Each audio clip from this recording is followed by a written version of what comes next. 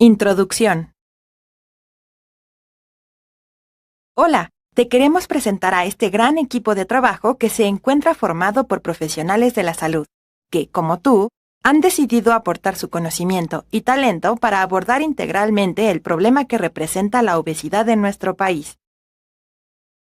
La obesidad es una enfermedad crónica de etiología múltiple que se caracteriza por la acumulación excesiva de grasa corporal, y cuya presencia incrementa el riesgo de que se desarrollen otras enfermedades, como diabetes mellitus tipo 2, hipertensión arterial, dislipidemias, enfermedades cardiovasculares, enfermedades osteoarticulares y ciertos tipos de cáncer, entre otras. Por esto, te invitamos a que continúes tu formación médica a través del curso propedéutico en prevención y atención de la obesidad, para que incidas positivamente en el estado de salud de las personas de tu comunidad. Este curso está dirigido exclusivamente a profesionales de la salud que mantienen contacto con pacientes que se encuentran en estados previos o padecen la enfermedad. Es de acceso gratuito y se encuentra disponible en las plataformas digitales de Fundación Carlos Slim. Aprende, capacítate en salud y capacítate para el empleo. Se conforma por un módulo que contiene múltiples videolecciones, a través de los cuales profesores con renombre académico compartirán su conocimiento y experiencia para que al finalizarlo seas capaz de explicar la epidemiología y etiología de la obesidad, calcular el índice de masa corporal para diagnosticar y clasificar la enfermedad, diseñar planes nutricionales y de actividad física para reducir el peso corporal, proporcionar apoyo emocional a quienes la padecen para incrementar la adherencia hacia el tratamiento, determinar el momento oportuno para comenzar con la administración de medicamentos vía oral, tratar complicaciones asociadas con la enfermedad para mejorar la calidad de vida de quienes la padecen, y reconocer a los pacientes que se podrían beneficiar de recibir un manejo especializado para referirlos al siguiente nivel de atención. El curso cuenta con actividades complementarias que enriquecerán tu aprendizaje y posevaluaciones que reafirmarán tu conocimiento, las cuales deberás aprobar con un mínimo de 80% de aciertos para obtener un certificado con 40 horas de valor curricular, que se encuentra avalado por instituciones de gran prestigio, entre las cuales se encuentran Fundación Carlos Slim, Instituto Nacional de Ciencias Médicas y Nutrición Salvador Subirán, Sociedad Mexicana de Salud Pública y Secretaría de Salud. El tiempo que inviertas en realizar este curso será esencial para que nos ayudes a proteger la salud y salvaguardar el bienestar de las personas que habitan en tu comunidad. Conviértete en un agente de cambio y participa con nosotros.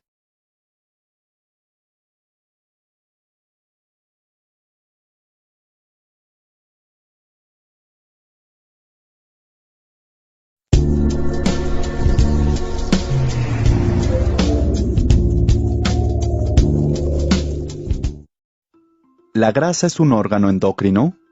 En esta videolección, la profesora identifica la función endocrinológica del tejido adiposo abdominal y su relación con la inflamación. Además, aborda la ruptura del paradigma del adipocito como un tejido pasivo que participa como reservorio de energía, explicando la función secretora del adipocito, adipocitocinas y citocinas.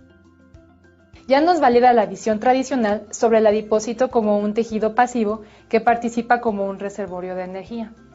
El adipocito expresa y secreta péptidos bioactivos y marcadores inflamatorios que pueden actuar localmente, esto es, en forma autócrina o paracrina o sistémicamente, endocrinológicamente.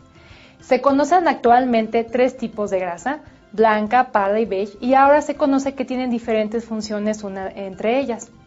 En general, a través del sistema integrado, el tejido adiposo puede participar coordinando una gran variedad de procesos biológicos que incluyen metabolismo energético, función neuroendocrina y función inmune.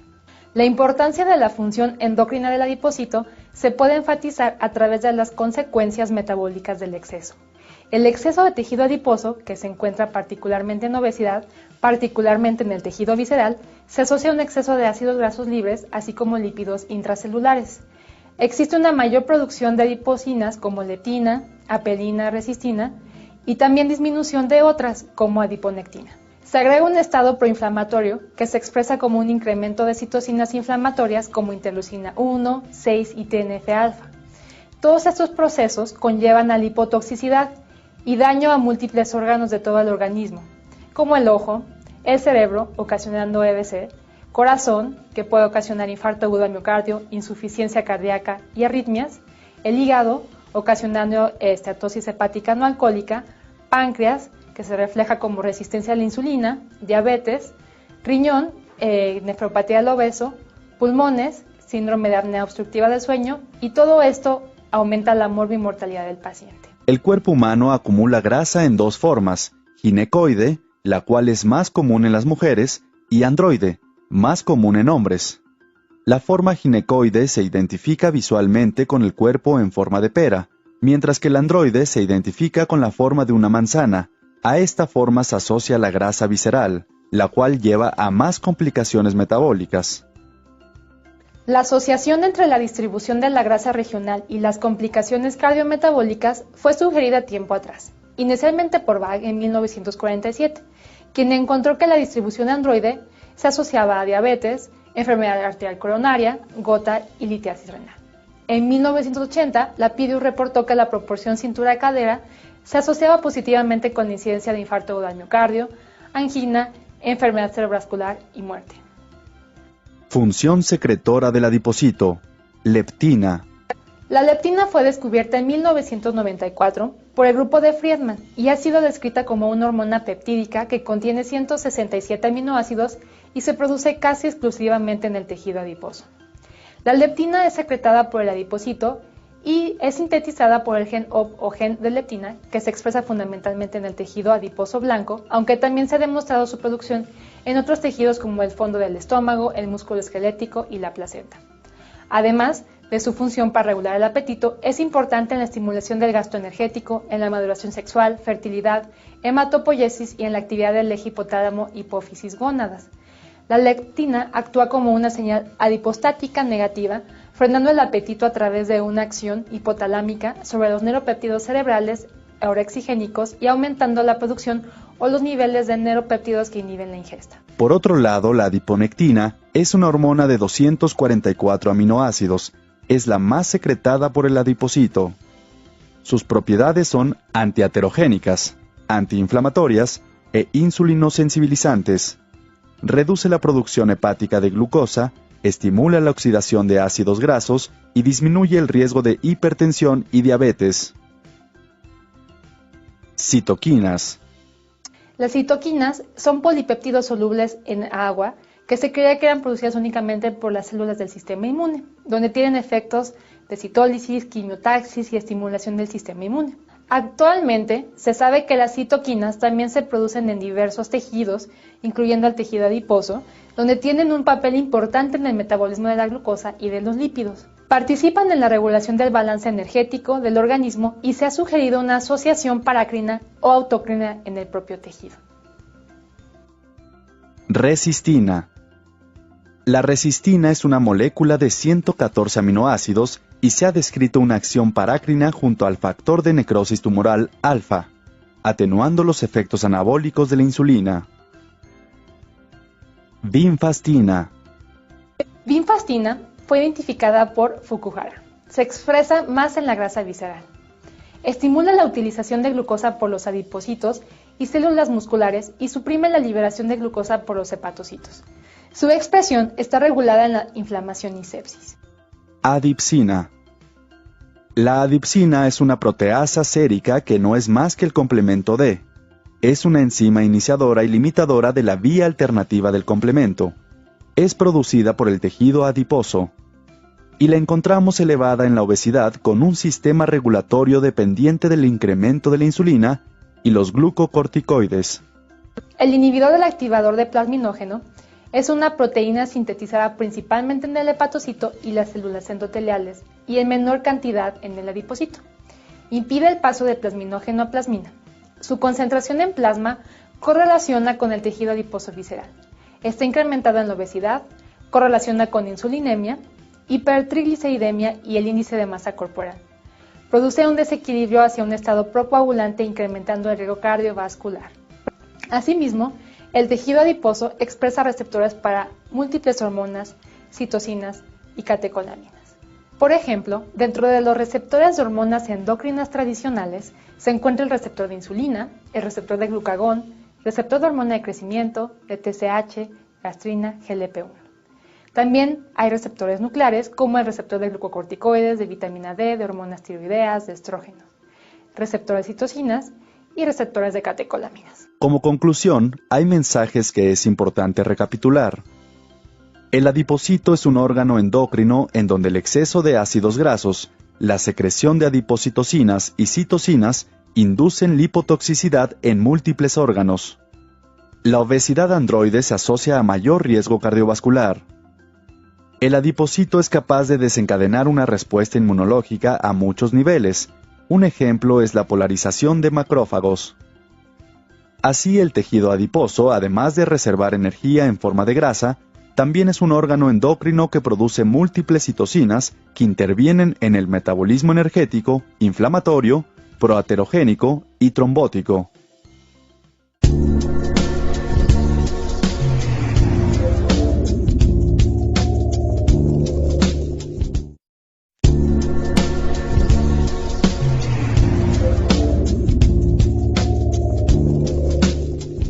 ¿Qué es y cómo se logra un peso saludable? En esta videolección, el coordinador académico del diplomado le explicará la importancia del peso saludable, los factores que afectan al peso y aprenderá a calcular el índice de masa corporal, medir la circunferencia de cintura y su utilidad.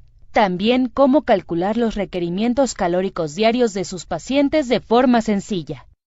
¿Cuál es la importancia de mantener un peso saludable? Los estudios han informado que el exceso de peso predispone a diversas enfermedades, principalmente las cardiovasculares, esto es, hipertensión arterial, cardiopatía isquémica, evento vascular cerebral, enfermedad arterial periférica, diabetes mellitus, litiasis vesicular, neumopatía obstructiva crónica y algunos tipos de cánceres. El mantener un peso saludable es benéfico para cualquier individuo, ya que facilita el bienestar, aumenta la autoestima y brinda mayor energía para disfrutar la vida. Por ello es importante identificar los factores que inciden en el peso y su regulación, entre los que destacan el sexo, la edad, los hábitos, la genética, los embarazos, el metabolismo, enfermedades, la historia familiar y el medio ambiente. Todos estos factores influyen de distintas maneras en cada individuo. Finalmente, el índice de masa corporal es la variable más importante con la que nosotros podemos evaluar el estado nutricional. No se puede hablar de que vamos a alcanzar el peso ideal porque no lo hay, ni tampoco hay un método preciso para medir el exceso de peso. Entonces, ¿cómo lo hacemos? Bueno, pues calculando el índice de masa corporal. Su resultado no es preciso, está influido por la edad, el sexo e inclusive por la etnia, siendo totalmente diferente en la gente asiática. Además, pues, cuando obtenemos un índice de masa corporal elevado, no necesariamente significa un exceso a expensas de grasa. Por ejemplo, los atletas de alto rendimiento pueden tener un índice de masa corporal muy elevado y este estar dado a expensas de músculo. Para calcular el índice de masa corporal requerimos medir el peso y la talla o estatura. El índice de masa corporal se obtiene como resultado de la división del peso expresado en kilogramos sobre la talla al cuadrado, expresada en metros. La OMS presenta la siguiente clasificación, donde podemos ver catalogadas las cifras que definen el bajo peso, pasando por puntos intermedios hasta llegar al peso normal para posteriormente determinar si existe sobrepeso o algún grado de obesidad. Muy bien, les invito a que realicemos unos ejercicios. Por favor, pongan pausa, vayan por una calculadora y vamos a trabajar un poquito en el índice de masa corporal. ¿Listos? Muy bien, llega don Juan a su consulta, tiene 45 años, pesa 89 kilogramos y mide 167 centímetros. ¿Cuál es su índice de masa corporal? Doña Lupita llega también con ustedes, pesa 112 kilogramos, tiene una talla de 162. ¿Cuál es su índice de masa corporal? Más adelante llega Marcos, un muchacho de 22 años, pesa 61 kilogramos y mide 174 centímetros. ¿Cuál es su índice de masa corporal? Por favor, hagan el cálculo y adicionalmente vayan a la tabla y vean ustedes en qué categoría está. Aquí están los resultados. Don Juan tiene un índice de masa corporal de 31.9 kilogramos por metro cuadrado. Doña Lupita tiene 42.7 y Marcos 20.1. De tal forma que el único que está en peso normal aquí es Marcos. El perímetro de la cintura es otra herramienta que tenemos para evaluar el estado nutricional y para detectar también sobrepeso u obesidad. ¿Cómo se mide? Toman ustedes una cinta métrica que no sea extensible y ponen a la persona de pie, los pies un poco separados, las manos a los lados y ubican en la parte lateral lo que es el borde costal inferior y la cresta ilíaca. Ponen una marca con un bolígrafo y en medio de esas dos marcas van a poner una marca más. En esa marca van a poner la cinta métrica a rodear al paciente y que quede en forma paralela al piso. El paciente debe respirar tranquilamente y ustedes deben de hacer la medición al momento de la exhalación. Pedirle al paciente que no contraiga el abdomen, que no se haga delgadito, ¿verdad? Medirla como es lo normal. Y con esto nosotros podemos obtener una información importante. ¿Cuál? Perímetro de la cintura implica la grasa intraabdominal, de tal forma que nosotros podemos darnos cuenta si un paciente tiene una tendencia a un cuerpo en manzana o en pera. Bueno, y ¿cuál es la importancia? Bueno, el cuerpo en manzana es el que predispone a enfermedad cardiovascular. Aquí pueden ver ustedes en la tabla los valores que están normales para el hombre y normales para la mujer. Y ven ustedes, arriba de estos valores es cuando tenemos un riesgo cardiovascular elevado. Una vez que conocemos los valores de cintura y cadera, es fácil determinar su relación. Solo tenemos que dividir la medida de cintura entre la medida de cadera. En caso de obtener un valor superior a 0.90 en hombres y 0.85 en mujeres, se identificará un riesgo cardiovascular muy alto. Les hablaba hace un momento acerca de la distribución de la grasa corporal. La grasa que se acumula a nivel central y la que le da a la persona una forma de manzana, por decirlo de una manera, es aquella que provoca un mayor riesgo cardiovascular, a diferencia de la grasa que se deposita a nivel de las caderas y que vemos un poco más comúnmente en las mujeres, que llamamos cuerpo de pera. Este tipo de distribución es de alguna manera menos peligroso que la grasa que se acumula en forma intraabdominal. Ahora, realicemos unos ejercicios nuevamente. Utilice su calculadora y ponga pausa cuando lo necesite. Don Javier, 40 años, peso 59 kilogramos, talla 167 centímetros y cintura 96 centímetros. ¿Está en riesgo cardiovascular? Doña Lola, 34 años, peso 68 kilogramos, talla 166 centímetros y cintura 92 centímetros. ¿Está en riesgo cardiovascular? Manuel, 20 años, peso 60.8 kilogramos, talla 172 centímetros y cintura 80 centímetros. ¿Está en riesgo cardiovascular?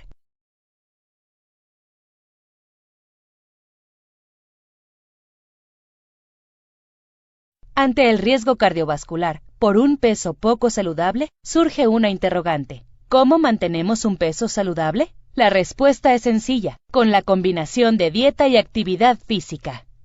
Por ejemplo, en la alimentación tenemos un plato en el que el 50% está lleno de vegetales, preferentemente crudos, mientras que una porción menor, aproximadamente del 25%, está compuesta por proteínas, que puede ser un pedazo de carne, y el resto del plato está compuesto por granos. Con esta fórmula se nos facilitará el mantener una dieta saludable. Otras medidas en la dieta son el consumir raciones más pequeñas, mantener un balance entre las calorías ingeridas y las consumidas, y en caso de presentar exceso de peso, reducir la dieta a 500 kilocalorías por día.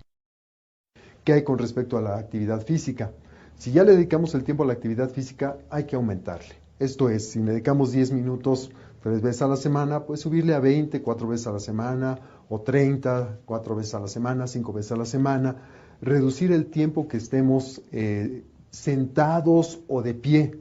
Que estamos sentados, tenemos nuestro trabajo, nos obliga a estar sentados. Bueno, pues entonces, cada media hora voy a levantarme, voy por un vaso de agua, voy a saludar a mi compañero, regreso, a estirar las piernas. Utilizo las escaleras más que las escaleras mecánicas o que elevador, y el registro del peso semanal. No hay nada como monitorizar nuestro peso en forma semanal para ir dándonos cuenta de si vamos bien o hay que tomar medidas al respecto. Y hay que evitar tener como meta exclusiva la disminución de peso. Esto es, no tengo que llegar a los 70 kilogramos. No, lo ideal es, en cada comida me voy disciplinando, mi meta es practicar ahora 30 minutos de ejercicio. Y mañana 35, y mañana voy a trotar un poco más rápido.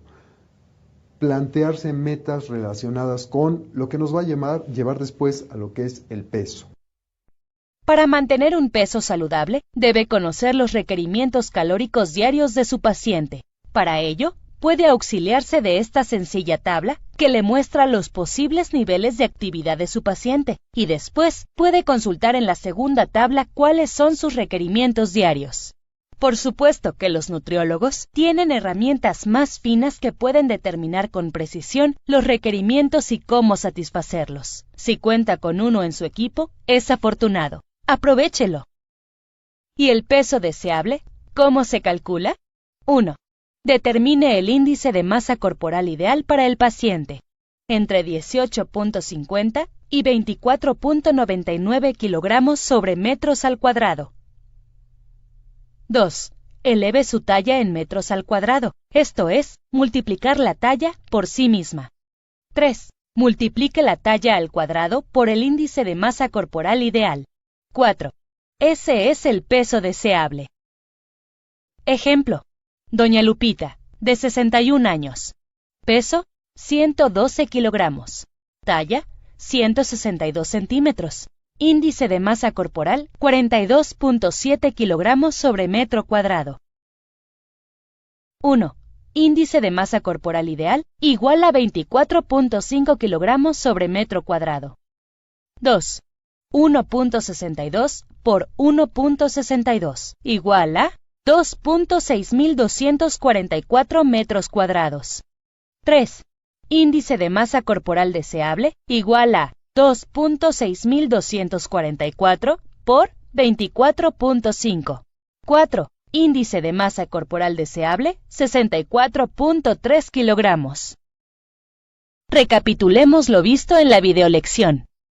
Recuerde que el exceso de peso condiciona riesgos cardiovasculares y metabólicos. Mantener el peso según el índice de masa corporal evita complicaciones cardiovasculares y metabólicas. Es pertinente decirle a tus pacientes que pueden alcanzar un peso saludable con una sana nutrición, actividad física regular, activarse físicamente y realizar un automonitoreo de su peso, cintura y cadera. El peso saludable se determina a través del índice de masa corporal, cuyo valor óptimo se sitúa entre 18.5 y 24.99 kilogramos por metro cuadrado, y por una circunferencia de cintura menor de 80 centímetros en mujeres y menor de 90 centímetros en hombres. Puede obtener información adicional en el material descargable para consulta.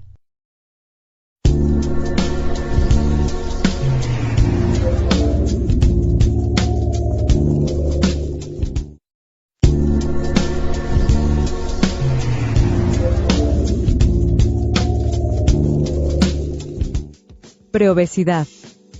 ¿Cómo se diagnostica la preobesidad? En esta videolección, el coordinador académico expone la definición de preobesidad, la fórmula para calcular el índice de masa corporal y le explica las tendencias en la prevalencia de la preobesidad. Aprenderá las estrategias para revertir la preobesidad que puede prescribir a sus pacientes. Bien, la preobesidad se define de acuerdo a la Organización Mundial de la Salud de acuerdo al índice de masa corporal, cuando este se localiza entre 25 y 29.99 kilogramos por metro cuadrado. En la mayoría de los sujetos, el índice de masa corporal se correlaciona en un 80% con la cantidad de tejido adiposo y de forma directamente proporcional con el riesgo de morbilidad. El índice de masa corporal es el mejor indicador que se tiene actualmente. Esto a pesar de que es independiente del género, la raza, la edad y la masa muscular. Factores que invariablemente interfieren con el peso y la talla, cuyas medidas son necesarias para determinar el índice de masa corporal. Este indicador fue desarrollado por el estadístico belga Adolphe J. Quetelet entre los años 1830 y 1850. No hay un peso ideal, ni un método preciso para medir el exceso de peso. El método más usado para conocer si hay normalidad, déficit o exceso de peso es el índice de masa corporal. Sin embargo, su resultado puede estar influido por la edad. Ya sabemos que conforme envejecemos vamos ganando peso involuntariamente. El sexo, es muy común que las mujeres tengan un poco más de peso que los hombres, y la etnia, hay ciertas razas que tienden a subir más de peso. Además, no distingue si el exceso de peso está dado por grasa o por músculo, pero pues finalmente es nuestro mejor subrogado del peso corporal. Para calcularlo se requiere medir el peso y la talla.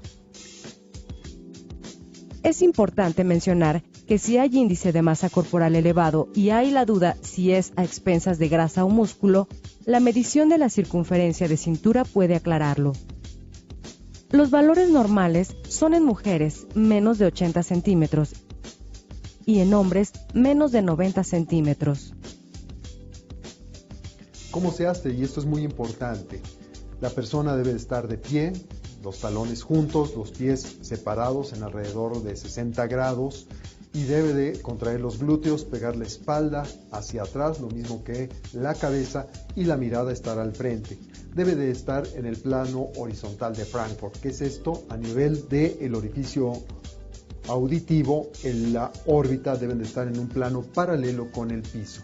Los hombros deben de estar relajados, los brazos a los lados, y debe de tener los músculos de los muslos rectos y las rodillas juntas.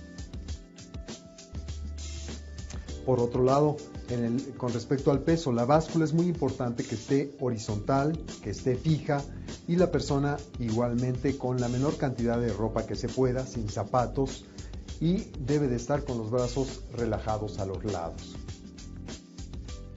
Recordemos que la fórmula para calcular el índice de masa corporal es peso sobre talla al cuadrado, y que la Organización Mundial de la Salud tiene parámetros que determinan el estado del paciente en desnutrición, estado normal, preobesidad y obesidad.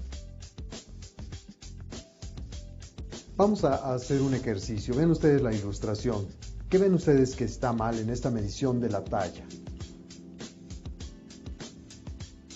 Efectivamente, ven ustedes que la persona está encorvada, ¿verdad? No está mirando al frente.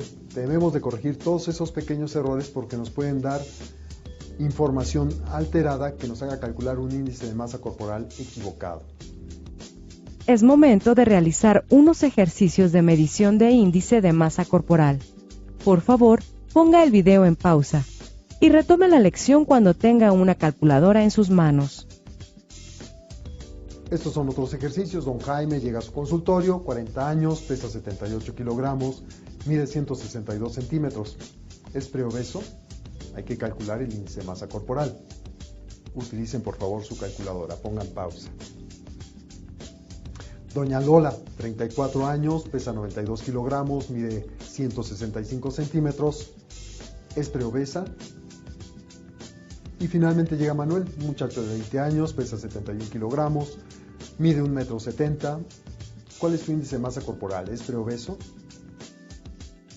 Ponga pausa y realice sus cálculos.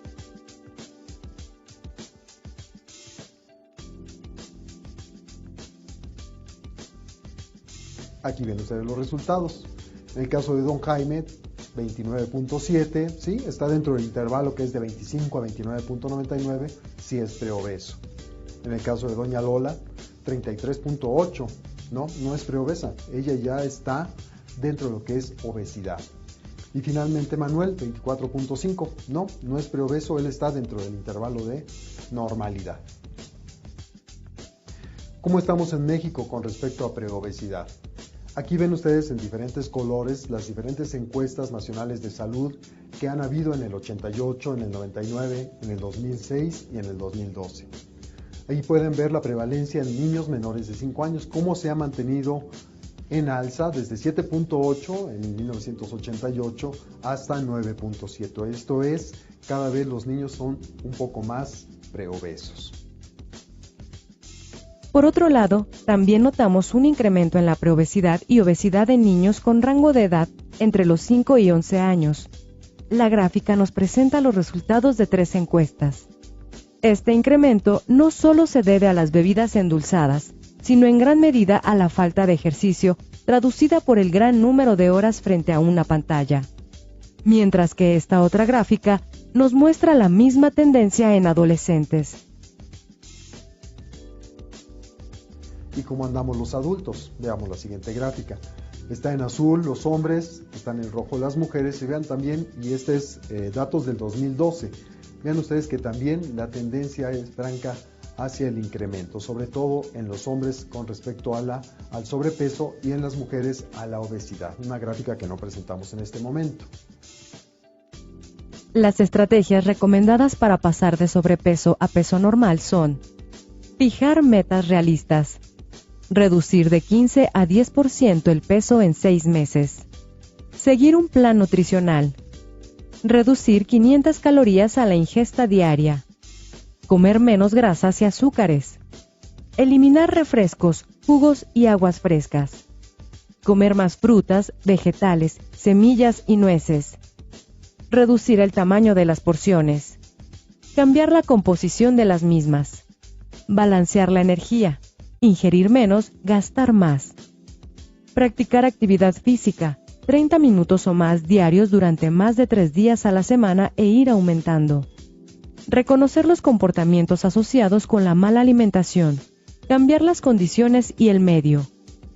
Registrar peso, tiempo de actividad y alimentos. Buscar apoyo en la red familiar y social. Recompensarse con algo que no sea comida al lograr bajar de peso. Consumir alimentos con baja densidad energética. Limitar la comida rápida a 1 vez a la semana o menos. Más del 50% de la energía ingerida debe provenir de los carbohidratos complejos. Consumir más fibra vegetal. Limitar el consumo de alcohol. Limitar el consumo de carne y productos cárnicos. Recapitulemos algunos puntos clave. La preobesidad en adultos se define por un índice de masa corporal entre 25.0 y 29.99 kilogramos por metro cuadrado. La preobesidad es la antesala de la obesidad. En la mayoría, el índice de masa corporal correlaciona en 80% con la cantidad de grasa y riesgo de morbilidad. La fórmula para calcular el índice de masa corporal es peso en kilogramos entre talla al cuadrado. Las prevalencias de preobesidad en el 2012 en nuestro país fueron, en hombres adultos, 42.6% y en mujeres adultas del 35.5%. Las estrategias para revertir la preobesidad son nutricionales, de incremento en la actividad física y de manejo de emociones. Muchas gracias por su amable atención.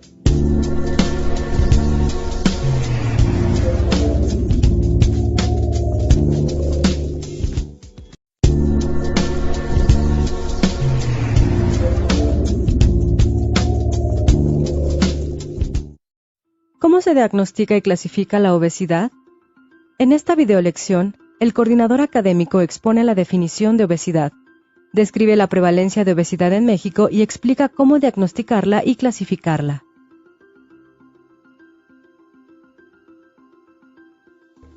La obesidad es una enfermedad sistémica, crónica, progresiva y multifactorial consistente en la acumulación anormal o excesiva de grasa en diferentes partes del cuerpo, predominantemente a nivel abdominal, dorso, muslos y brazos. La obesidad incrementa el riesgo de morbilidad por diferentes enfermedades, principalmente hipertensión arterial, diabetes, dislipidemias, coronariopatías, eventos vasculares cerebrales, litiasis vesicular, osteoartritis, apnea del sueño, problemas respiratorios y algunos tipos de cánceres.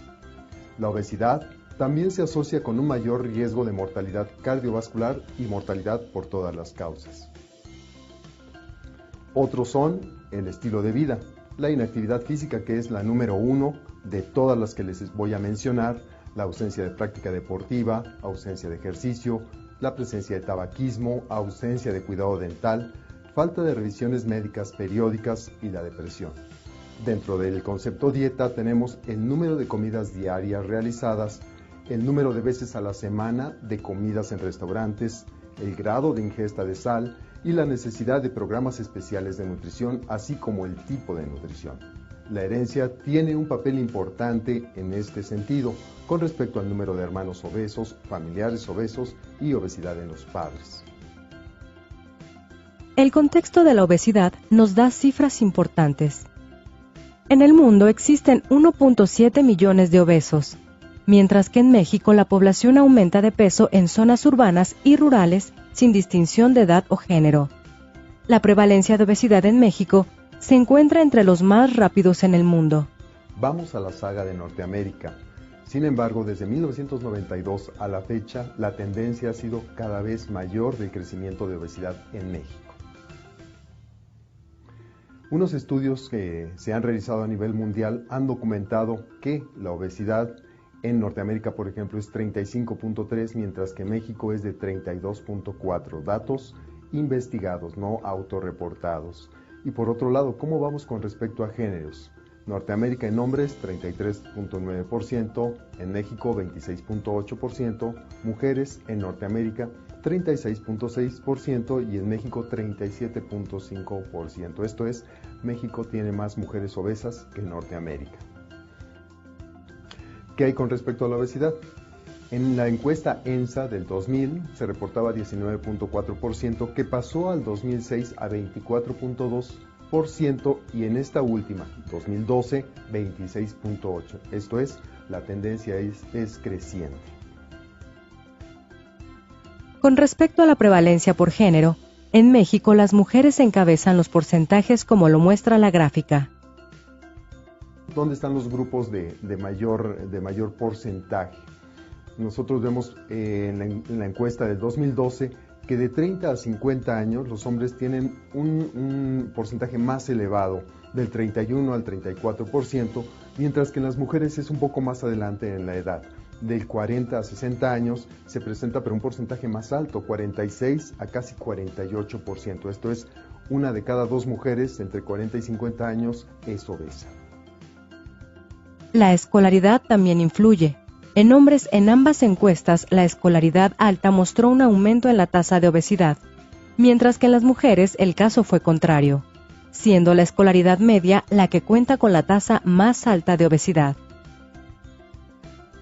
¿Qué hay con respecto a los estados de la República? La distribución a nivel nacional.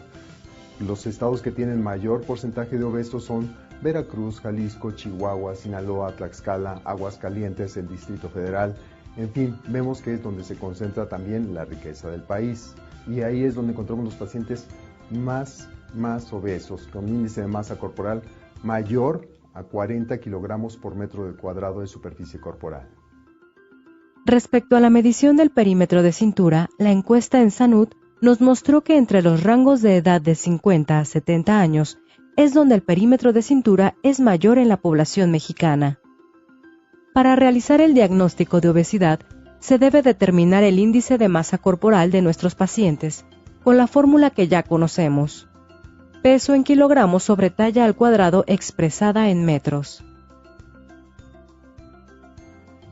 Y hablábamos de clases de obesidad. Bueno, ¿y esto cómo se clasifica? No es lo mismo un paciente con preobesidad a un paciente con obesidad mórbida. ¿Cómo se clasifica? La Organización Mundial de la Salud nos da estos estándares. Divide el paciente que tiene un peso normal, por ejemplo, es 18.5 a 24.99 kilogramos por metro cuadrado de superficie corporal. Sobrepeso se habla de aquel que tenga más de 25 y específicamente se habla de preobesidad de 25 a 29.99. De 30 en adelante ya se habla de que es un paciente obeso y dependiendo de los diferentes estratos se habla de clase 1, 2 o 3. Clase 1 son de 30 a 34.99, clase 2 de 35 a 39.99 y pacientes que tengan 40 o más de índice de masa corporal se habla de obesidad clase 3. ¿Cuáles son las consecuencias de la obesidad? Diversas. Diabetes mellitus, hipertensión arterial, dislipidemia, enfermedad vesicular, resistencia a la insulina, hígado graso, enfermedades cardíacas, angina, infarto, eventos vasculares cerebrales, la presencia de gota o hiperuricemia. Los cánceres, les mencionaba que hay algunos tipos de cánceres que se presentan con mayor frecuencia en la gente obesa: mama, endometrio, colon, alteraciones en las hormonas reproductivas, fertilidad alterada, ovarios poliquísticos, alteraciones cutáneas, entre ellas la acantosis nigricans, y se desarrollan más rápidamente las cataratas. También el aparato respiratorio sufre consecuencias de la obesidad. La más importante es la apnea obstructiva del sueño. Los pacientes se quedan dormidos, inclusive conversando. Asma bronquial y las consecuencias sociales también: el aislamiento social, la depresión, tienen mayor somnolencia, fatiga, se dañan las articulaciones, sobre todo rodillas, cadera, y por eso vemos ese andar característico de los obesos, como que van caminando oscilando. También se presentan hernias, problemas psicológicos, venas varicosas, incontinencia por estrés, edema, celulitis, lumbalgia. Ahora tome una calculadora para realizar unos ejercicios de diagnóstico de obesidad utilizando la fórmula de índice de masa corporal. Ponga pausa en el video cuando lo necesite para realizar sus cálculos. Ahora pasaremos a unos ejercicios para practicar este conocimiento recientemente adquirido. Llega doña Natalia, de 32 años, a planificación familiar con usted. Como parte de la rutina, se le mide, se le pesa y encuentra que tiene 73 kilogramos y mide 1,64 m. ¿Cuál es el diagnóstico? Llega Venancio, 18 años, acude con usted con un certificado de salud para la escuela, pesa 96 kilogramos, mide 1,74 m. ¿Cuál es el diagnóstico? Bien, de doña Natalia, ustedes calcularon 27.1, esto la cataloga dentro del grupo de preobesidad. Y Venancio 31.7, esto es, ya tiene obesidad clase 1 a los 18 años de edad. Otro par de ejercicios. María, de 29 años, acude al servicio dental, nuevamente como parte de la rutina de la clínica, se le mide, se le pesa y encuentra usted 94 kilogramos y una estatura de 1,68 m. ¿Cuál es el diagnóstico? Por otro lado, llega Arturo, 24 años, y acude por una intoxicación alimentaria. Pesa 103 kilogramos, mide 1,71 m. ¿Cuál es el diagnóstico? Aquí debieron ustedes haber obtenido estos resultados, 33.3 y 38.6 respectivamente, lo cual ubica a María en obesidad clase 1 y a Arturo en obesidad clase 3. Es momento de concluir el tema y reflexionar sobre lo aprendido.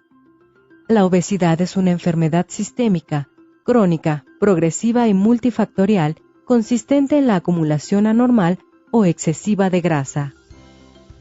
México es el segundo lugar en obesidad a nivel mundial en adultos. La obesidad se diagnostica con el índice de masa corporal de 30 a más kilogramos por metro cuadrado.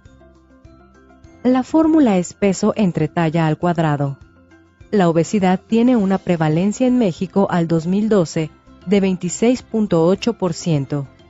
Es más común en mujeres entre los 50 y 59 años, con escolaridad media y alta. La obesidad abdominal es más común entre los 50 y 69 años en ambos géneros. Y finalmente, el 90% de los casos de diabetes mellitus tipo 2 son atribuibles a la preobesidad y obesidad.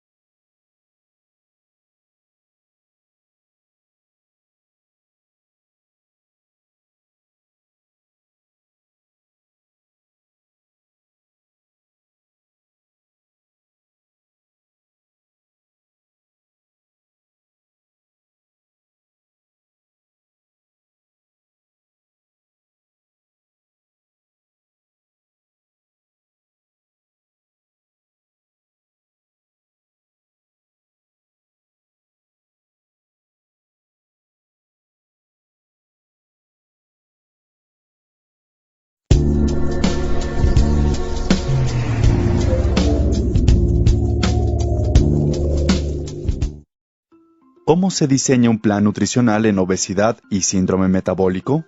En esta entrevista, la profesora explica los 5 requisitos del plan nutricional en personas con preobesidad, obesidad y síndrome metabólico. Hola, licenciada. El problema de preobesidad, obesidad y síndrome metabólico es muy grave en nuestra región. Por favor, ¿puede orientarnos acerca de la nutrición para esta población? Los cambios del estilo de vida son quizás los más efectivos para manejar el síndrome metabólico de forma global, porque una dieta hipoenergética, baja en grasa, limitada en azúcares simples y rica en fibra, puede normalizar el peso y por ende la obesidad abdominal, permitiendo alcanzar la meta de triglicéridos en muchos casos. También puede reducir modestamente la presión arterial y corregir las alteraciones en la regulación de la glucemia. El ejercicio también contribuye a todo lo anterior y además puede elevar el colesterol HDL. Algunos estudios han demostrado una disminución significativa del número de personas con diagnóstico de síndrome metabólico con la dieta mediterránea. En un estudio en población china se demostró una reducción en la incidencia de diabetes mellitus tipo 2 de un 51% en personas con intolerancia a la glucosa, que pertenecían a grupos de intervención con dieta y o ejercicio, y el efecto se mantuvo hasta 20 años después. ¿Cuáles son las características de su plan nutricional? El plan de alimentación es el pilar fundamental del tratamiento de los pacientes con síndrome metabólico y no puede haber un buen control sin una adecuada alimentación. Las características generales que debe tener este plan de alimentación son las siguientes. Debe ser personalizado y adaptado a cada individuo de acuerdo con su edad, género, estado metabólico, situación biológica, actividad física, hábitos socioculturales, situación económica y disponibilidad de alimentos en su lugar de origen. ¿Nos puede ampliar el concepto de plan de alimentación en obesidad y síndrome metabólico? También se debe consumir una amplia variedad de frutas y verduras, cereales con granos enteros, lácteos bajos o libres de grasa, pescados y leguminosas. Se debe limitar el consumo de alimentos ricos en grasas saturadas y colesterol, sustituirlas por grasas insaturadas provenientes de aceites vegetales, pescados y oleaginosas, como las nueces. Agregaría a esto que hay que limitar el consumo de sal a menos de 5 gramos diarios y eliminar el consumo de alcohol. Como comentó antes de empezar, la distribución de los macronutrientes, azúcares, grasas y proteínas, se recomienda que la mitad o menos del total de alimentos diarios sean azúcares y que la mayor parte, 90% o más, sean azúcares complejos. Simplemente para recordar, diremos que los azúcares complejos son los que tienen 3 azúcares o más, y los ejemplos más comunes en nuestra dieta son las leguminosas, frijoles, lentejas, garbanzos, habas y chícharos, los panes y cereales integrales, no los de caja, sino los que se venden a granel con cascarilla. Con respecto a las grasas, se recomienda que constituyan menos de la tercera parte de la dieta y que la mayoría sean grasas saludables, esto es insaturadas como aceite de oliva o canola, aguacate, almendras, nueces, etc. ¿Cuáles son los alimentos ricos en grasas saturadas que las personas con preobesidad, obesidad y síndrome metabólico deben evitar? Algunos productos contienen cantidades elevadas de ácidos grasos saturados, como por ejemplo los alimentos de origen animal, como los embutidos, tocino, chorizo, leche entera, quesos madurados, manteca, mantequilla, crema y carnes rojas. Y respecto a las grasas monoinsaturadas, ¿qué nos puede decir? Los ácidos grasos monoinsaturados tienen una función estructural, principalmente como parte de los fosfolípidos de la membrana celular. Se les ha atribuido un efecto protector contra la aterosclerosis. Al parecer, el efecto antiaterogénico de estas sustancias se debe a que su presencia diluye automáticamente los ácidos grasos saturados. Algunos productos que contienen estos ácidos grasos son el aceite de canola, el aceite de oliva, el aguacate, las nueces y semillas. Sabemos que para que la persona baje de peso se recomienda que haya un equilibrio entre la ingesta energética, la actividad física y los cambios de conducta, ya que se ha demostrado que aún pequeñas pérdidas de peso se asocian con grandes beneficios en la salud. ¿Qué pueden hacer las personas con obesidad y síndrome metabólico con respecto a la meta de bajar de peso?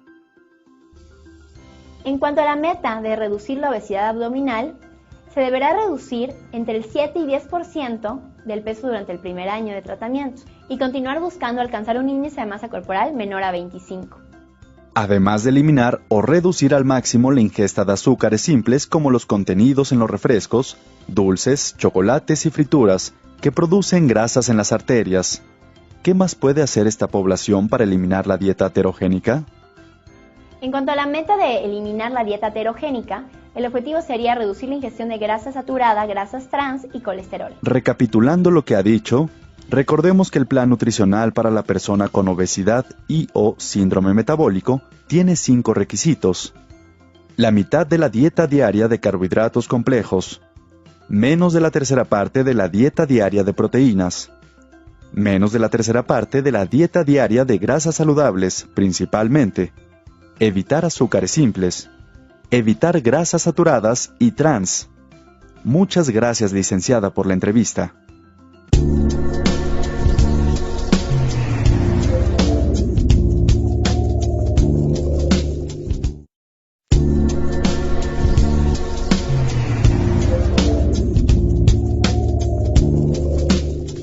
¿Cómo se prescribe la actividad física para obesidad? En esta entrevista, el profesor le explica cómo prescribir actividad física en personas con obesidad. Hola, doctor. ¿Cuál es la recomendación internacional relativa a la actividad física? La recomendación internacional dice que todo adulto debe cumplir por lo menos con 150 minutos de actividad física de intensidad moderada o vigorosa.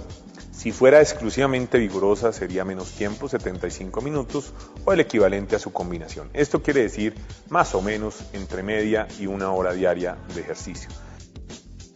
En los pacientes con obesidad puede ser difícil que lo realicen en forma continua. ¿Qué se puede hacer? Estas actividades se pueden sumar en bloques de 10 minutos diferente en el día, lo cual facilita la situación para muchas personas. 10 minutos en la mañana, mediodía y por la noche permitiría cumplir con la recomendación internacional. ¿Hay beneficios con esta actividad física?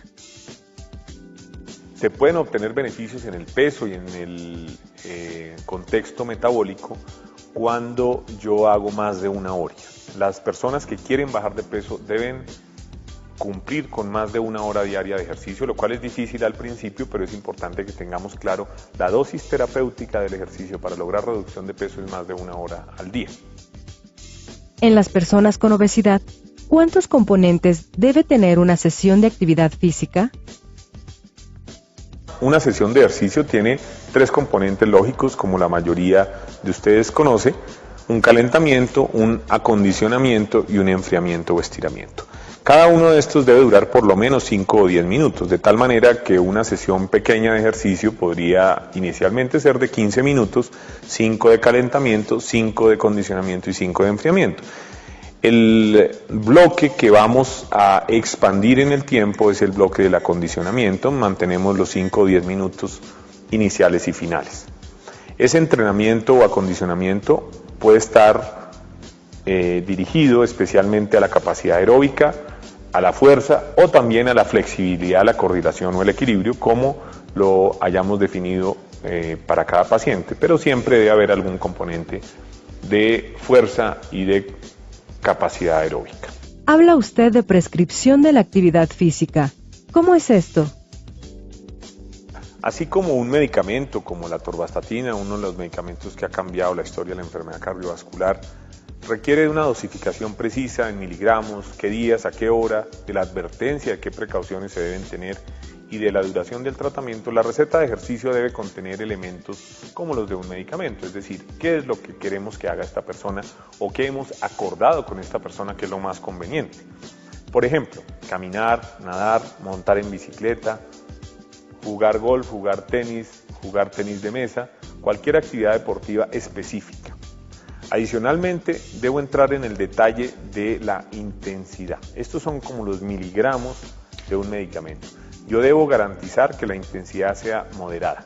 ¿Cómo se calcula esto? Vamos a verlo en detalle, pero se podría calcular con una fórmula muy sencilla: 180 latidos menos la edad de frecuencia cardíaca. Esto corresponde para personas de edad media más o menos a 130 latidos, entre 130 y 150.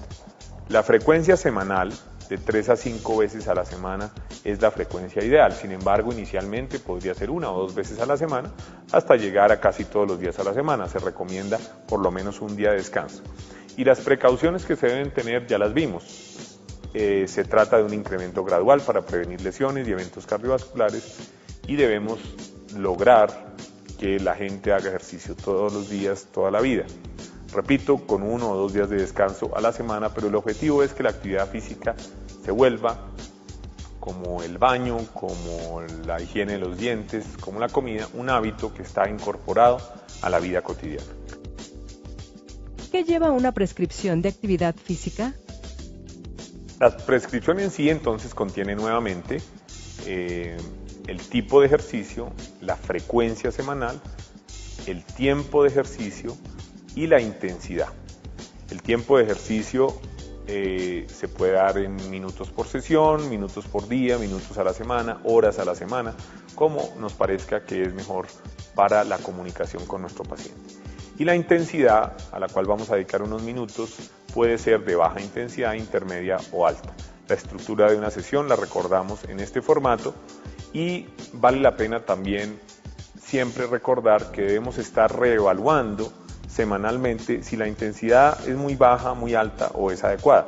Esto se debe hacer preguntando e indagando sobre la tolerancia al ejercicio. Si hay mucho dolor, si hay mucho cansancio, si hay mucho malestar, se debe bajar la frecuencia, la intensidad o la duración. Si la sobrecarga es pequeña, podemos incrementar la frecuencia, la duración o la intensidad. ¿La prescripción de actividad física lleva algo más? Se deben dar observaciones y recomendaciones básicas, por ejemplo, cuánto líquido debe tomar, cuál es la nutrición adecuada, qué restricciones o cambios en los medicamentos se pueden utilizar y qué accesorios o precauciones recomendamos. Se remite y lo ideal es poner a quién lo remito, a qué médico, a qué fisioterapeuta, a qué instructor o licenciado en educación física. Yo en mi consulta prefiero remitir a los pacientes y afortunadamente a nivel internacional cada vez hay una red más grande de sitios confiables, con profesionales bien entrenados donde podemos remitir a nuestros pacientes. ¿Puede desglosar los componentes de la prescripción, por favor? La frecuencia va de 1 día, 3 días, hasta 7 días a la semana. La intensidad la podemos cuantificar con la frecuencia cardíaca o con el consumo máximo de oxígeno o con escalas de percepción subjetiva del esfuerzo. La duración va desde pocos minutos hasta más o menos 1 hora al día. El mínimo ya sabemos que se recomienda para obtener los máximos beneficios de la salud son 150 minutos a la semana y se pueden obtener beneficios adicionales con 300 minutos. En cuanto al tipo de ejercicio, sabemos que la actividad aeróbica involucra grandes grupos musculares, se debe hacer énfasis en el total de calorías gastadas y se debe siempre incluir algo de entrenamiento de la fuerza y la flexibilidad si no están contraindicados por razones ortopédicas. La frecuencia semanal busca fundamentalmente crear el hábito. El énfasis que debemos hacer es que se cree un patrón de comportamiento poco a poco y podemos iniciar con tan poquito como 1 o 2 veces a la semana hasta alcanzar 3 a 5 días semanales. En cuanto a la intensidad, vale la pena recordar que es la parte más compleja de la prescripción del ejercicio. Hay muchas herramientas. Hay herramientas de percepción subjetiva. También lo podríamos decir en palabras. Usted siente que el ejercicio es muy suave, muy ligero, es moderado, es fuerte, es duro o es muy duro. Esta es una de las formas de hacerlo. Pero existen otras muy complejas, como por ejemplo la medición del lactato, la medición del cociente respiratorio, la medición del umbral de isquemia, que puede ser interesante en pacientes con enfermedad coronaria, a qué pulsaciones aparece el infradesnivel del segmento ST o una arritmia ventricular.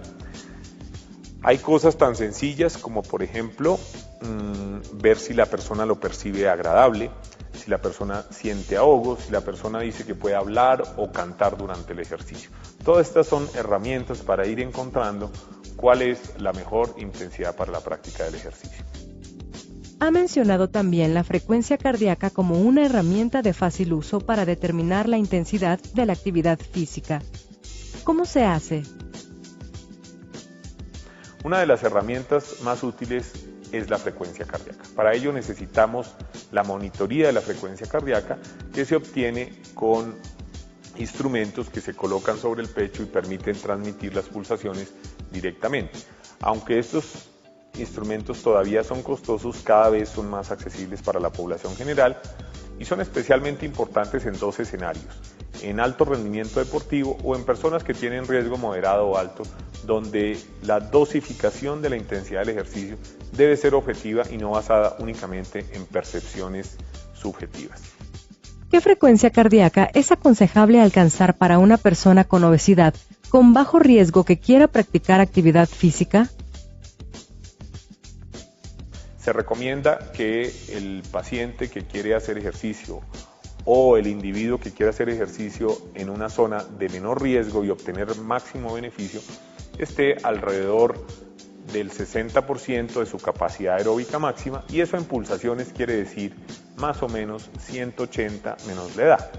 O si lo queremos simplificar aún más, para adultos de edad media entre 40 y 60 años, 130 latidos sería una frecuencia cardíaca ideal, considerando que la persona no tenga alteraciones en el ritmo cardíaco o esté tomando medicación que modifica las pulsaciones y la respuesta cronotrópica al ejercicio. ¿Cuáles son las medidas de la intensidad de la actividad física? Aquí tenemos esquematizados algunas de las medidas subjetivas, fisiológicas o medidas absolutas. Como ustedes ven, la intensidad leve se compone del test del habla o del esfuerzo percibido bajo. Una persona que puede hablar o cantar está en una intensidad leve, una persona que no puede cantar ya está en intensidad vigorosa, y una persona que escasamente puede hablar probablemente ya está en un terreno que llamamos actividad vigorosa. Y están las equivalencias que ustedes pueden ver en porcentajes del VO2 máximo, de la frecuencia cardíaca máxima, o en METs, que son los equivalentes metabólicos que habíamos mencionado, que son múltiplos del metabolismo basal o del gasto de oxígeno en reposo. Y respecto al tiempo, ¿puede ampliarnos el concepto, por favor? En cuanto al tiempo, decíamos que lo podemos evaluar en minutos, en horas, pero también podríamos cuantificar calorías o pasos. Los podómetros son instrumentos de muy fácil acceso hoy en día. Hay podómetros en el mercado de menos de $5 que permiten monitorizar la cantidad total de ejercicio, que en realidad, más que la intensidad, es la variable que termina impactando la salud, la cantidad total de ejercicio a la semana, en minutos, en pasos o en calorías. La recomendación estandarizada son 150 minutos a la semana, como mínimo, ojalá 300 para obtener mayores beneficios. ¿Cuál es el tipo de ejercicio recomendable? El tipo de ejercicio recomendado es el que se ajuste a las condiciones y a las preferencias individuales de cada paciente. Por eso es muy importante evaluar con calma al paciente y conocer el tipo de personalidad, el género, el trabajo y las condiciones socioeconómicas para recomendar cuál sería, preferiblemente para acordar más que recomendar, la modalidad deportiva adecuada para cada paciente. Muchas gracias, doctor.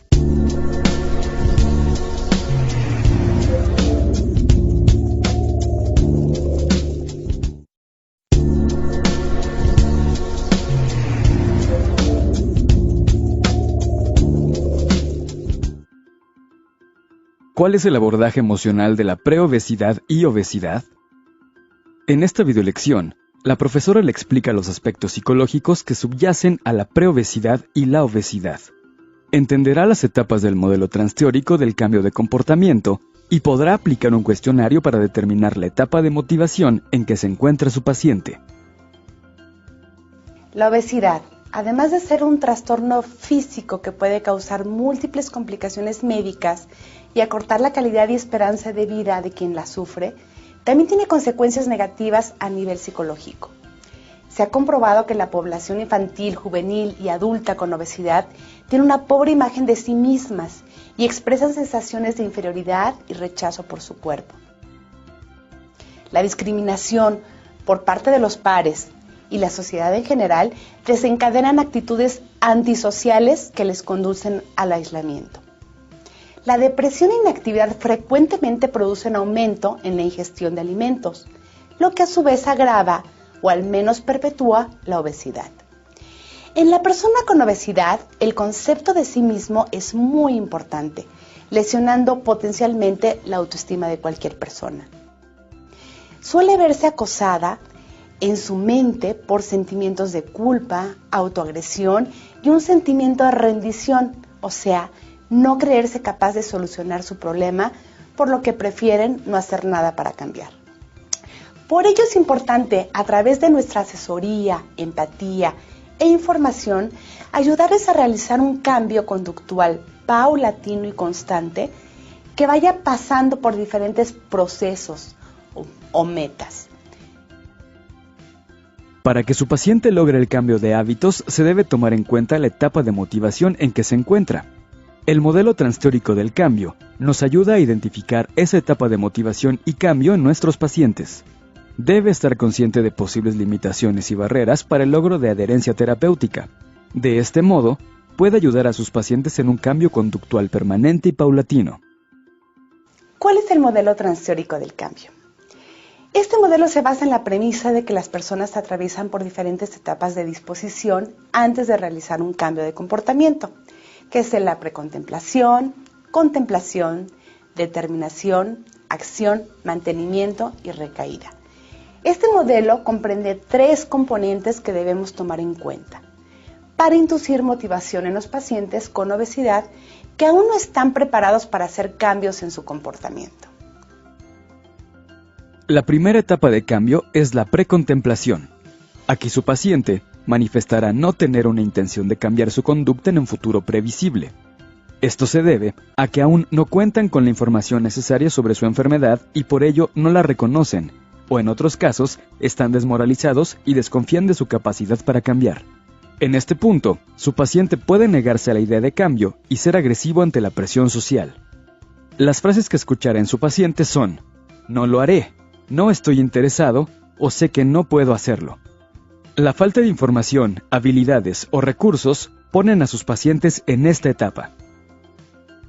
La etapa de contemplación es la etapa en la cual los integrantes o las personas con obesidad son conscientes de que existe una conducta problema y están pensando seriamente en resolverlo, pero no hay un compromiso para pasar a la acción. Se puede permanecer en esta etapa por mucho tiempo, a pesar de la intención de cambiar. Es cuando la persona puede decirnos: bueno, lo pensaré o podría hacerlo. Nuestra labor en esta etapa es darles información de los beneficios de hacer un cambio. En la etapa de preparación, su paciente ya tendrá un plan de acción o ya habrán hecho algunos cambios en su conducta, pero no de manera duradera, o que ayuda a favorecer su calidad de vida a largo plazo. Esta etapa combinaba criterios de intención y conducta, motivación y acción. Aquí sus pacientes ya son conscientes de las ventajas de los cambios. Las frases que caracterizan esta etapa son: "de acuerdo, lo haré, pero necesito prepararme", o similares. En esta etapa, debe ayudar a establecer objetivos específicos y realistas, así como reforzar pequeños avances. En la etapa de acción es cuando vemos que los pacientes con obesidad se involucran activamente en sus nuevas metas. Se espera que en esta etapa modifiquen sus conductas, experiencias o ambiente con el propósito de mejorar su calidad de vida. Generalmente, esa es la etapa menos estable y con mayor riesgo de recaída.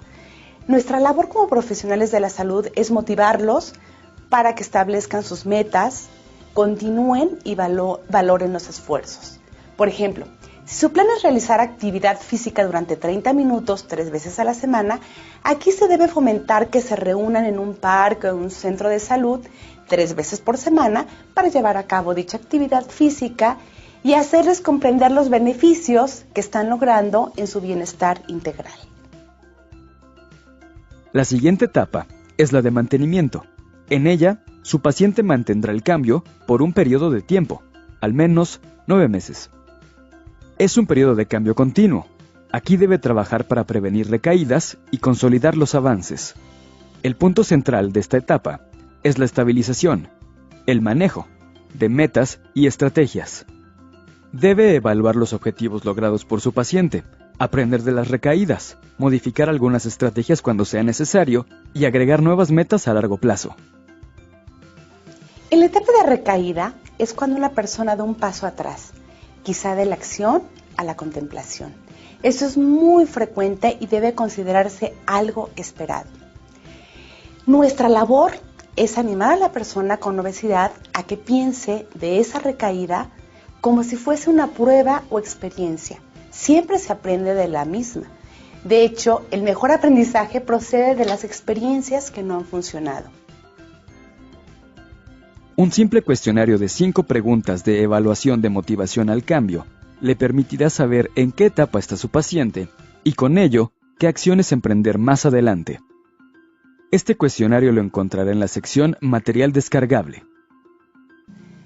El segundo componente de este modelo del cambio es la autoeficacia y se define como el sentido de confianza que tienen las personas para llevar a cabo una acción. También se ha definido como un ejercicio reflexivo, o sea, el juicio de sus propias capacidades. La autoeficacia nos permite apreciar la relación entre lo que los pacientes con obesidad piensan y hacen.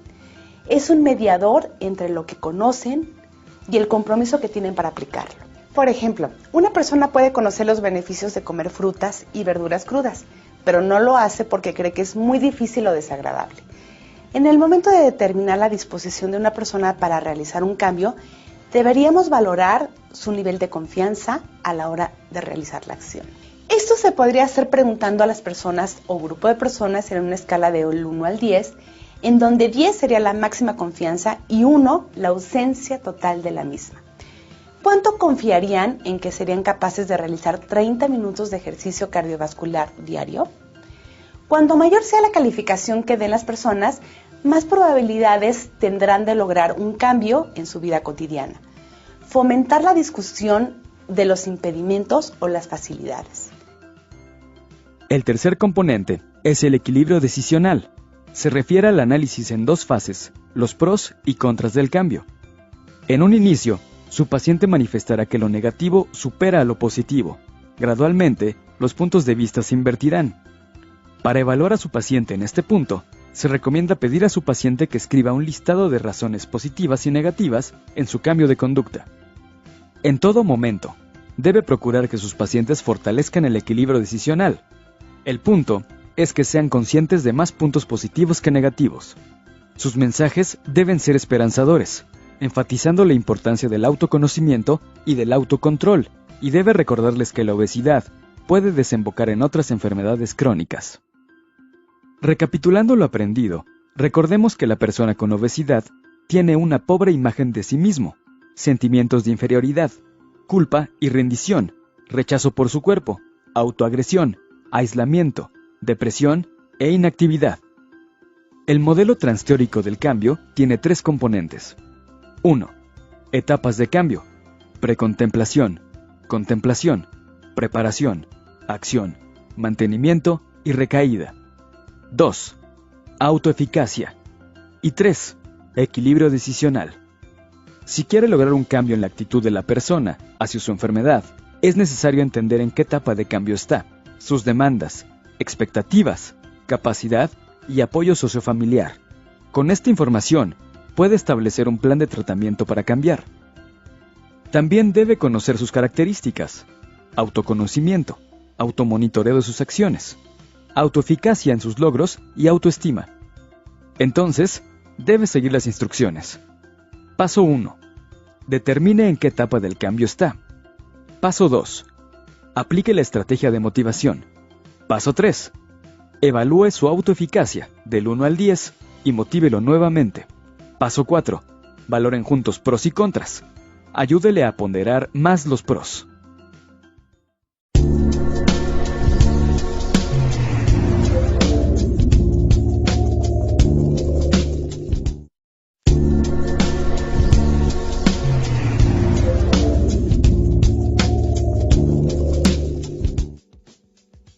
¿Cuál es el tratamiento de la obesidad? En esta videolección, la profesora le brinda un panorama general del tratamiento de la obesidad. la identificación de los candidatos a tratamiento y las metas de tratamiento, enfatizando el aspecto no farmacológico y el farmacológico. Se debe hacer conciencia sobre la importancia de bajar de peso, pues disminuye comorbilidades como diabetes, hipertensión, cáncer, síndrome de apnea y hipopnea del sueño, osteoartrosis, etc., así como el riesgo de muerte por cualquier causa. Si ajustamos el riesgo relativo de muerte a la edad de 35-89 años a múltiples factores, se ha observado que a mayor índice de masa corporal, sobre todo a partir de un índice de 25, la mortalidad incrementa 30% por cada 5 kilogramos por metro cuadrado que aumenta el índice de masa corporal. La meta del tratamiento de obesidad es prevenir, revertir o aminorar sus complicaciones. El tratamiento se elige tomando en cuenta las mediciones y riesgos. En la medida en que el índice de masa corporal es mayor, el riesgo aumenta y es necesario realizar un tratamiento más agresivo y riguroso. En esta tabla, podemos observar el tipo de tratamiento y el riesgo que presentan los pacientes de acuerdo a su medición de índice de masa corporal. Las metas del tratamiento de la obesidad deben ser realistas. Se ha demostrado que una pérdida de peso entre 5 y 7% muestra mejoría metabólica, por lo que debe ser la meta inicial. 10 a 15% es una buena respuesta y más de 15% es excelente. Es importante persuadir al paciente para llevar a cabo cambios en su estilo de vida, tales como dieta, ejercicio y cambios conductuales. Existen múltiples dietas que pueden producir disminución de peso. Pueden ser baja en calorías más baja en grasas, baja en calorías más moderado consumo de grasas, baja en carbohidratos, una dieta mediterránea, entre otras. Las dietas se pueden calcular de 20 a 30 kilocalorías por kilogramo de peso y esto tiene que ver en base a las condiciones basales del paciente y a la actividad física. La clave es formular una dieta que le sea atractiva al individuo para que tenga un apropiado apego. Es muy útil la vigilancia estrecha por un experto, como un nutriólogo o un médico durante el primer año.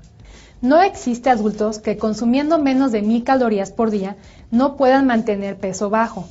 Si en el recordatorio de alimentos refiere menos de 1200 a 800 kilocalorías al día y no baja de peso, se concluye que está haciendo erróneamente el recordatorio de la dieta.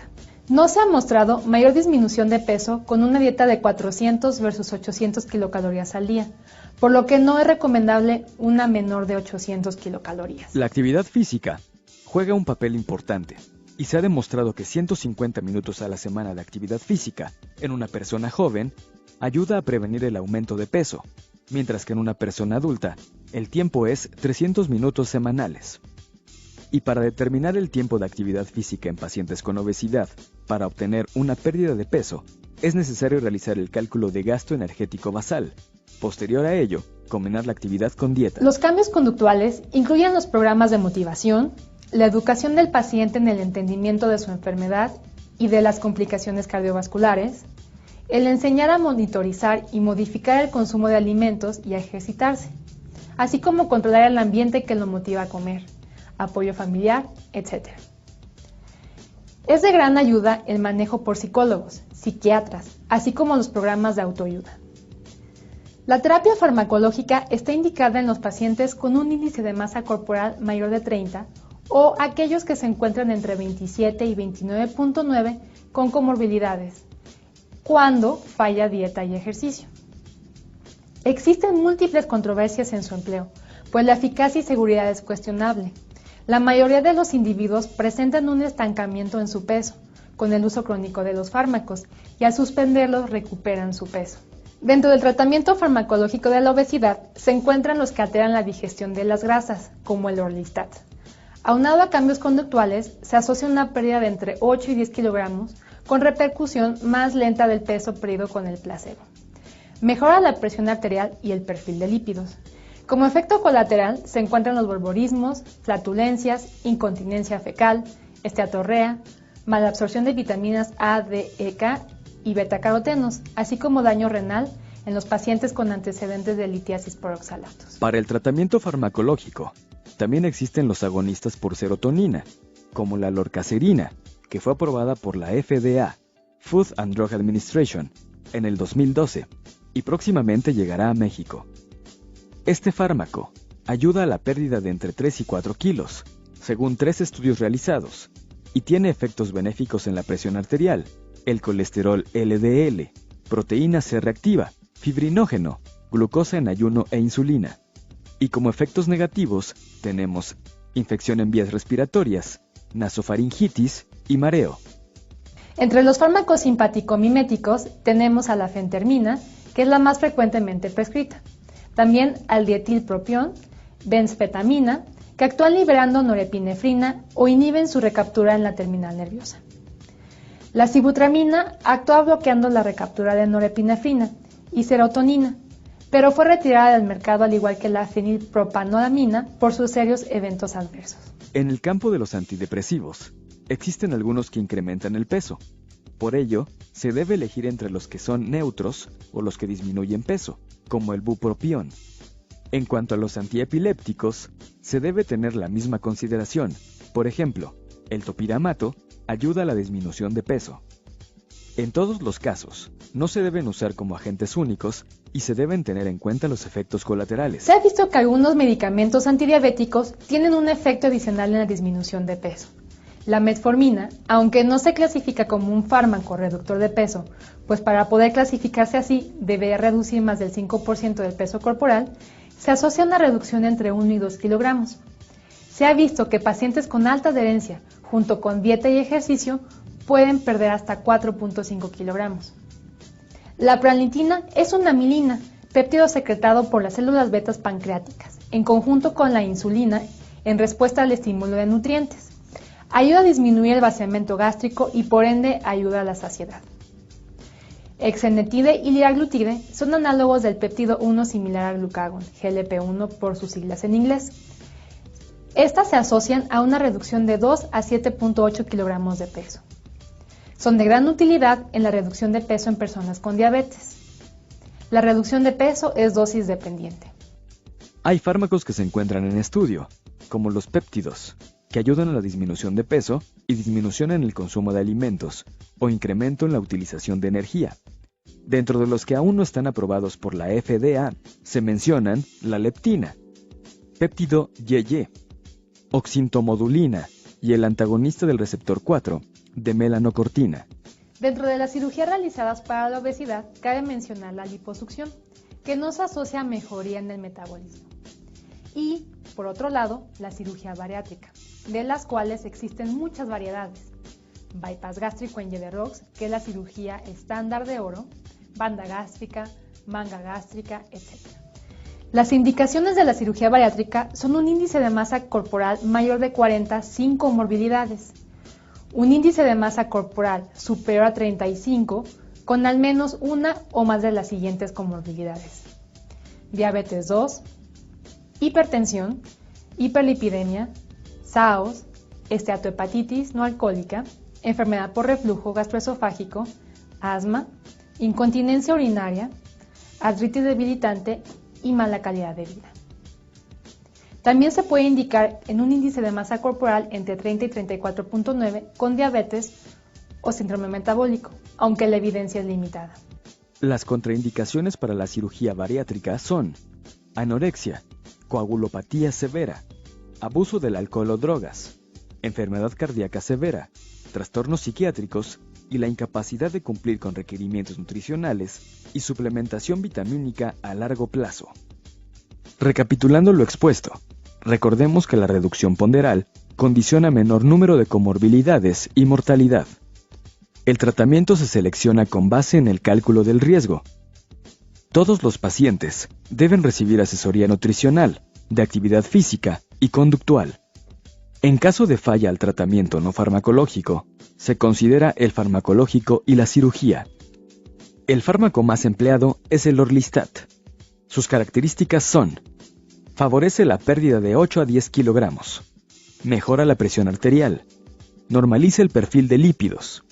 Efectos secundarios: borborigmos, flatos, incontinencia, esteatorrea, hipovitaminosis A, D, E y K, y daño renal. Y cirugía bariátrica con indicaciones de IMC mayor a 40 sin comorbilidades, IMC mayor a 35 con comorbilidades, y finalmente IMC 30, 34.9, con diabetes mellitus o síndrome metabólico.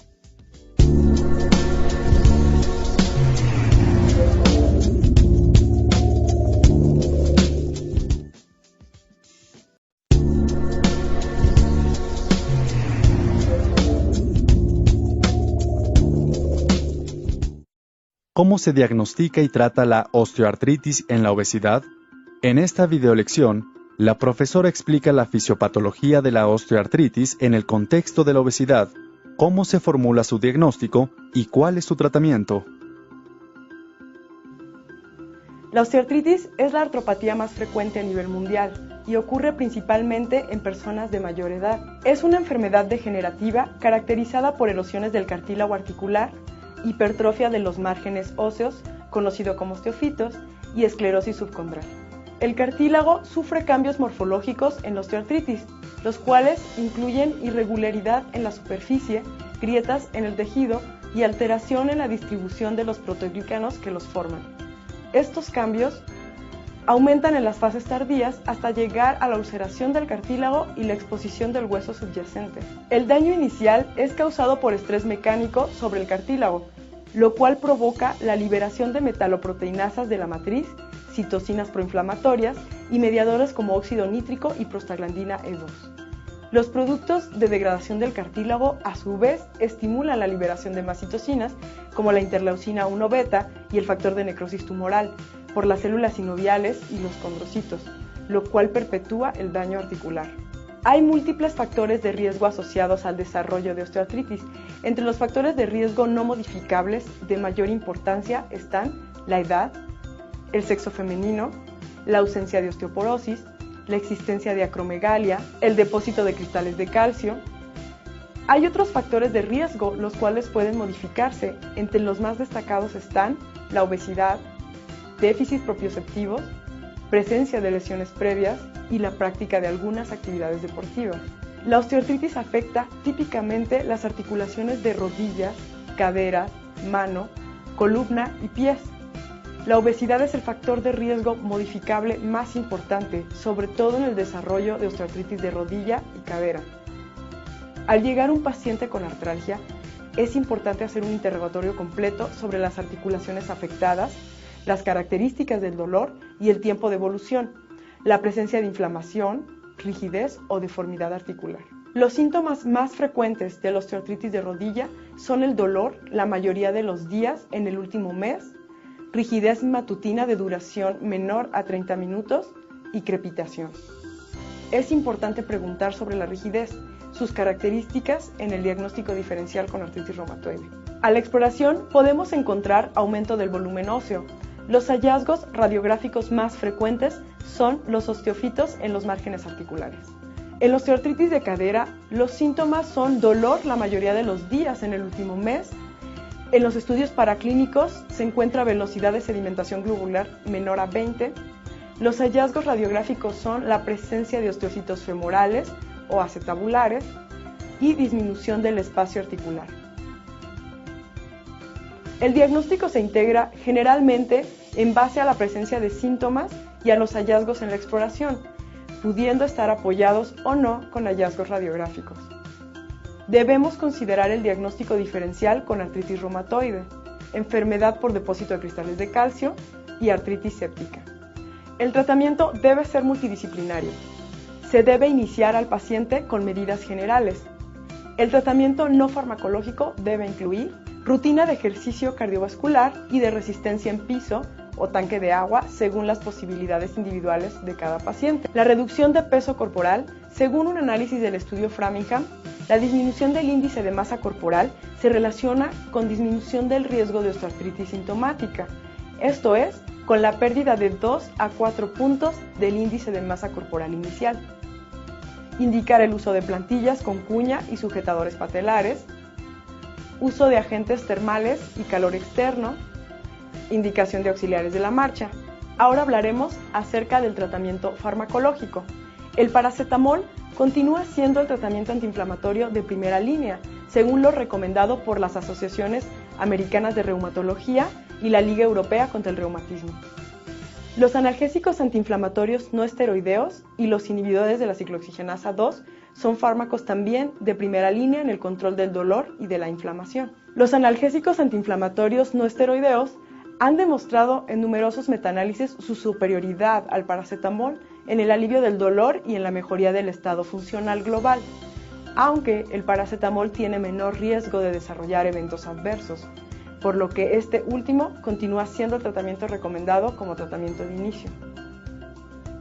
Además del paracetamol, los analgésicos antiinflamatorios no esteroideos y los inhibidores de la ciclooxigenasa 2, si no hay mejoría con el tratamiento con paracetamol, antiinflamatorios no esteroideos y los inhibidores de la ciclooxigenasa 2, se puede indicar la administración de antiinflamatorio no esteroideo tópico. Si no hay mejoría a las medidas no farmacológicas y al tratamiento analgésico con paracetamol, antiinflamatorios no esteroideos o inhibidores de la ciclooxigenasa 2, se puede agregar un analgésico opiáceo, como el tramadol, pero con precaución. Por último, debemos evaluar la presencia de deformidad importante que provoque dolor e incapacidad para la deambulación y valorar referir al paciente al segundo nivel de atención para la colocación de una prótesis articular. Recapitulando lo expuesto, recordemos que la osteoartritis es una complicación frecuente en la obesidad que puede condicionar limitación en la movilidad y disminución en la calidad de vida. Su manejo es multidisciplinario y el abordaje farmacológico consiste en paracetamol, analgésicos antiinflamatorios no esteroideos, inhibidores de la ciclooxigenasa 2 y, en casos especiales, analgésicos antiinflamatorios no esteroideos tópicos o referencia al siguiente nivel de atención.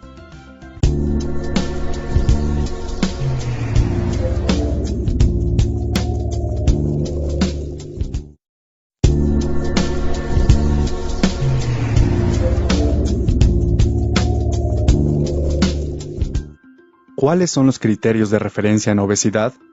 En esta videolección, la profesora explica los 11 criterios a considerar para enviar al siguiente nivel de atención a las personas con obesidad. Es bien conocido las complicaciones a las que se asocia la obesidad. Por enunciar algunas de ellas, tenemos osteoartrosis, litiasis vesicular, diabetes mellitus, hipercolesterolemia, insuficiencia venosa, hipertensión arterial, enfermedad arterial periférica, enfermedad vascular cerebral. La obesidad también se asocia a cáncer, a anormalidades ginecológicas, a enfermedades de la vesícula biliar, entre otras. El tratamiento para la obesidad es multidisciplinario. Puede incluir dieta, ejercicio, tratamiento psicológico para evaluar hábitos alimentarios, tratamiento farmacológico y quirúrgico, incluso. Dependiendo de cada paciente se toma la decisión de cuál o cuáles tratamientos son los adecuados, y es muy importante conocer en qué momento y condiciones se tiene que referir a un paciente con obesidad. El índice de masa corporal es un criterio muy importante para referir a un paciente con obesidad. Aquel que es más de 35 sin comorbilidades o más de 30 con comorbilidades debe de referirse. Otra indicación es cuando el individuo se beneficiaría de atender a un programa estructurado.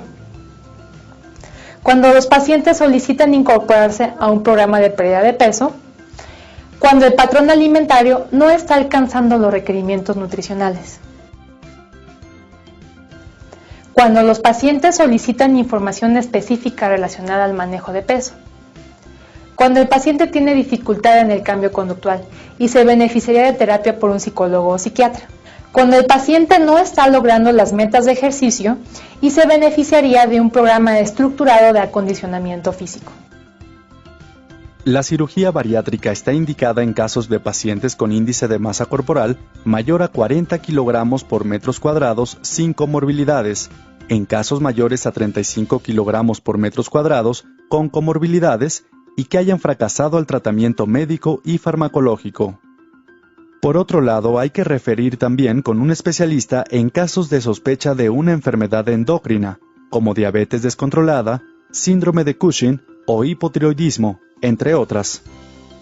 Cuando el paciente tenga comorbilidades que necesiten ser manejados por un especialista. Por ejemplo, en caso de que el paciente tenga enfermedad arterial periférica establecida, deberá ser referido a un cirujano vascular periférico. En caso de enfermedad coronaria, a un cardiólogo. En caso de síndrome de apnea-hipopnea obstructiva del sueño, a un neumólogo. En caso de infertilidad, a biología de la reproducción.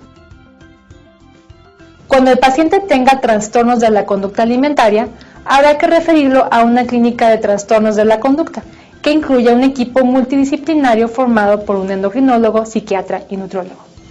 En caso de que tenga el paciente alguna nefropatía, habrá que referirlo a un nefrólogo. En caso de patología articular, osteoartrosis, habrá que referirlo a un reumatólogo o traumatólogo. Para concluir, recordemos los 11 criterios de referencia a las personas con obesidad. 1. Índice de masa corporal mayor de 35 kilogramos por metro cuadrado sin comorbilidades. 2. Índice de masa corporal mayor de 30 kilogramos por metro cuadrado con comorbilidades. 3. Beneficio de un programa estructurado. 4. Solicitud del paciente. 5. Dificultad para alcanzar requerimientos nutricionales. 6. Solicitud del paciente de información específica para manejo del peso. 7. Dificultad en el cambio conductual. 8. Dificultad en lograr metas de actividad física. 9. Cirugía bariátrica indicada. 10. Sospecha de endocrinopatía. 11. Y comorbilidades que requieren especialista.